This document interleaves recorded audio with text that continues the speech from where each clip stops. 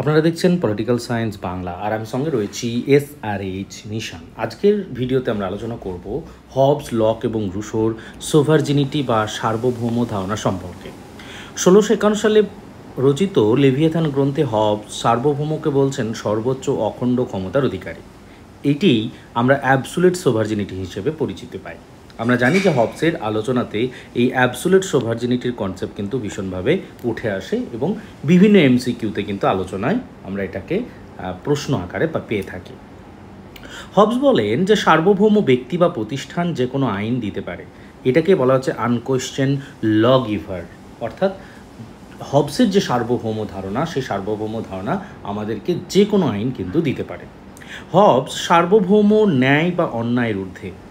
হবসের বক্তব্য অনুযায়ী সার্বভৌম হচ্ছে ন্যায় ও অন্যায়ের বিরুদ্ধে, বিয়ন্ড গুড অ্যান্ড ইভিল। এই প্রেক্ষিতে হবস বলছেন যে হবস সার্বভৌম ক্ষেত্রে বলছেন কন্ট্রাক্টের ফল। সার্বভৌম কন্ট্রাক্টের ফল, কিন্তু সে নিজে চুক্তিভুক্ত নয়। এটা কিন্তু মাথায় রাখতে হবে, MCQ আকারে এটাও আসতে পারে যে হবসের মধ্যে সার্বভৌম কন্ট্রাক্টের ফল, কন্ট্রাক্ট চুক্তির মধ্যেই সার্বভৌমর উৎপত্তি, কিন্তু সার্বভৌম কর্তৃপক্ষ চুক্তিভুক্ত নয়, চুক্তির মধ্যে পড়ে না বলে হবস মনে করেন। হবস বলছেন সার্বভৌম এককেন্দ্রিক ও অবিভাজ্য। হবসের যে সার্বভৌমত্ব সেটা হচ্ছে এককেন্দ্রিক অবিভাজ্য, ইনডিভিজিবল পাওয়ার। হবস সার্বভৌম যখন কথা বলে সেটাই আইন। হবস বলছেন সার্বভৌম যখন কথা বলে তখন সেটাই হচ্ছে আইন। হবস জনগণ সার্বভৌমের বিরুদ্ধে অবস্থান নিতে পারে না, নো রাইট টু রিসিস্ট। এই লাইনটিকে ব্যাখ্যা করার অর্থই হচ্ছে এখানে যে 70 নম্বরে হবস যেটা বললেন যে হবস সার্বভৌম কন্ট্রাক্টের ফল, কিন্তু সে নিজে চুক্তিভুক্ত যেহেতু নয়, তাই নো রাইটস টু রিসিস্ট, অর্থাৎ জনগণ সার্বভৌমের বিরুদ্ধে অবস্থান নিতে পারে না। হবসের মতে যুদ্ধ বা শান্তি ঘোষণা শুধুমাত্র সার্বভৌমই করতে পারে। হবস এটাও বলছেন যে সার্বভৌমিকতা ধর্মীয় বিষয়ের উপরও প্রভাব ফেলে। হবস বলছেন যে গণতন্ত্র, রাজতন্ত্র ও অভিজাতন্ত্র তিনটেই সার্বভৌমতার রূপ হতে পারে। এই যে 67 to 76 আলোচনা আমরা দেখলাম, এটি পুরোটাই হচ্ছে সোভারজিনিটি বা সার্বভৌমত্বের ধারণার উপরে হবসের যে আলোচনা সেইটি। এবার আমরা লকের আলোচনাটা দেখব। লক কি বলছেন? লক বলছেন যে সার্বভৌম হচ্ছে জনগণের, সেই জন্য এটা হচ্ছে পপুলার সোভারজিনিটি। লক বলছেন সরকারের কর্তৃত্ব সীমাবদ্ধ এবং আইন অনুযায়ী নিয়ন্ত্রিত, এটাই হচ্ছে লিমিটেড সোভারজিনিটি। বি কেয়ারফুল, যখন আমরা হবস পড়লাম তখন সেটাকে বলেছি অ্যাবসোলিউট সোভারজিনিটি। এই যে আবার এখানে আমরা লকের ক্ষেত্রে বললাম লিমিটেড সোভারজিনিটির কনসেপ্ট কিন্তু এখানে রয়েছে। তাহলে দুটো বিষয় এখানে আমরা পেলাম। লক বলছেন সার্বভৌমিকতা রাষ্ট্রের নয় বরং সমাজের হাতে। লকের বক্তব্য অনুযায়ী যে সার্বভৌমিকতা ধারণা সেটা রাষ্ট্রের নয় বরং সেটা হচ্ছে সমাজের হাতে। লক এটাও বলছেন যে সরকার মানুষের প্রাকৃতিক অধিকার রক্ষার মাধ্যমে সার্বভৌম থাকে। লক বলছেন সরকার চুক্তি ভঙ্গ করলে জনগণ তার সার্বভৌমত্ব ফিরিয়ে নিতে পারে। এই যে লিমিটেড সোভারজিনিটির কনসেপ্ট, সেই লিমিটেড সোভারজিনিটির কনসেপ্টে লকের বক্তব্য অনুযায়ী যদি সোভারজিনিটি আমাদের যে রাইটস রয়েছে সেটাকে সম্পূর্ণ করতে না পারে, তাহলে সাধারণ পিপলের অধিকার রয়েছে সেই সোভারজিনিটিটাকে ব্রেক করা। সেটা এখানে বলা হলো যে সরকার চুক্তি ভঙ্গ করলে জনগণ তার সার্বভৌমিকতা ফিরিয়ে নিতে পারে। লকের সার্বভৌমিকতা বিভক্ত, আইন প্রণয়ন, বিচার ও প্রশাসন আলাদা আলাদা হিসেবে। লক বলেন সার্বভৌম ক্ষমতা ব্যক্তির স্বাধীনতা খর্ব করতে পারে না। লকের এই বক্তব্যটি ভীষণ গুরুত্বপূর্ণ। সার্বভৌম ক্ষমতা ব্যক্তির স্বাধীনতা খর্ব করতে পারে না। লকের সরকার সংসদ নির্ভর, লেজিসলেটিভ সুপ্রিমেসি উইথ লিমিটস। এই লাইনটা কিন্তু ভীষণ ইম্পর্টেন্ট, MCQ এক্সামের জন্য বারবার কিন্তু এই প্রশ্নটি রিপিট হয় বিভিন্ন রকমভাবে। লক জনগণের সম্মতি ছাড়া সার্বভৌম বৈধতা নয় সে বিষয়ে কিন্তু উল্লেখ করছেন।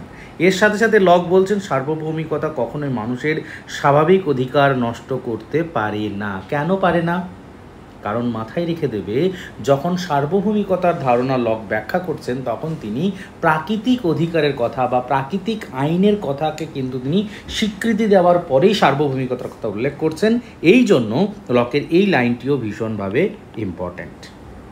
এবার আমরা রুশোর মতে সার্বভৌমিকতা ব্যাখ্যা আমরা এখানে দেখব। রুশোর মতে সার্বভৌমিকতা হচ্ছে সাধারণ ইচ্ছার প্রকাশ। দ্য সোশ্যাল কন্ট্রাক্ট 1762-তে তিনি যেটা পাবলিশ করছেন সেইখানে কিন্তু উল্লেখ করছেন।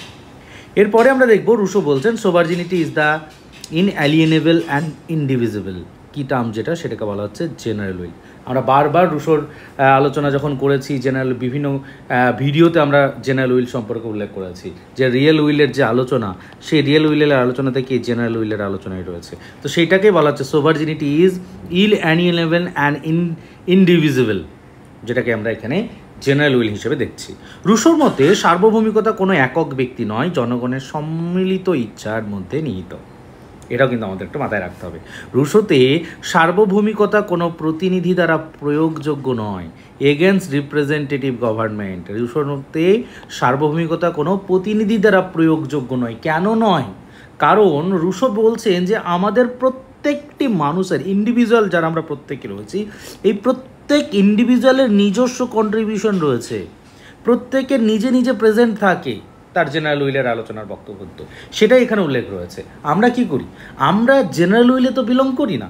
রুশোর মতে আমরা উইল অফ অলে বিলং করি।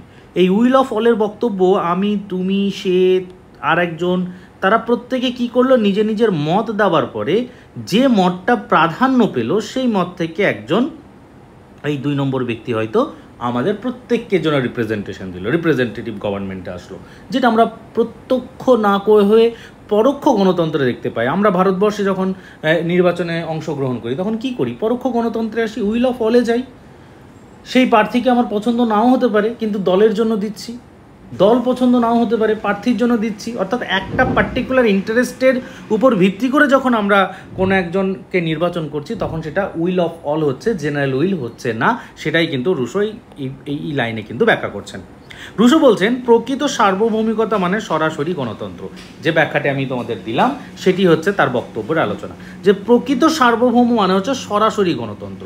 সরাসরি গণতন্ত্র বলতেই তিনি জেনারেল উইলের কথা বলছেন। অর্থাৎ সোসাইটিতে 10 জন ব্যক্তি যদি থাকে, সেই 10 জন ব্যক্তির ইনভলভমেন্ট থাকবে, সেটাই হচ্ছে জেনারেল উইল, সেটাই হচ্ছে প্রকৃত সার্বভৌমিকতা বা রিয়েল সোভার্জিনিটি। রুশো জনগণ নিজেরাই আইন রচনা করে, people as a lawmaker, এটাও তিনি উল্লেখ করছেন।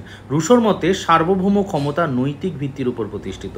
এই বক্তব্যটাও কিন্তু আমাদেরকে ভীষণভাবে মনে রাখতে হবে। রুশো বলেন সার্বভৌমিকতা জনগণের সম্মিলিত আত্মনিয়োগ। রুশো সার্বভৌমিকতাতে শুধু আইন প্রণয়ন ক্ষমতা বা প্রশাসনিক ক্ষমতা নয়, তিনি সার্বভৌমিকতাকে সম্পূর্ণভাবে জেনারেল উইলের সাথে রাষ্ট্রীয় পরিচালনার একটি পরিসর হিসেবে উল্লেখ করছেন। রুশো বলছেন সার্বভৌমিকতা মানে সমষ্টিগত নৈতিক স্বাধীনতার রূপ।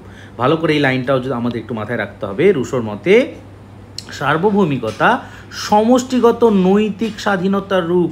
ওই যে আমরা জেনারেল উইলের কথা বলেছি, ওই যে আমরা উইল অফ অলে রিয়েল উইলের কথা বলেছি, এই যে রিয়েল উইলের কথা আমরা বলেছি, এটা হচ্ছে নৈতিকতার, অর্থাৎ প্রত্যেকের মধ্যে আমাদের একটা নৈতিকতা থাকতে হবে। সেই নৈতিকতার ভিত্তিতেই যখন রাষ্ট্র পরিচালিত হবে, তখন সেইটা হচ্ছে সমষ্টিগত নৈতিক একটা স্বাধীনতার রূপ বলে উল্লেখ করেছেন রুশো। এই হচ্ছে আমাদের আজকের ভিডিওর আলোচনায় হবস, লক অ্যান্ড রুশোর সোভার্জিনিটির কনসেপ্ট। ভিডিওটি ভালো লাগলে অবশ্যই একটি লাইক, কমেন্ট এবং শেয়ার করবে। আর তোমাদের এক্সাম প্রত্যেকের ভালো হোক, তোমরা প্রত্যেকে সুস্থ থাকো, ভালো থাকো।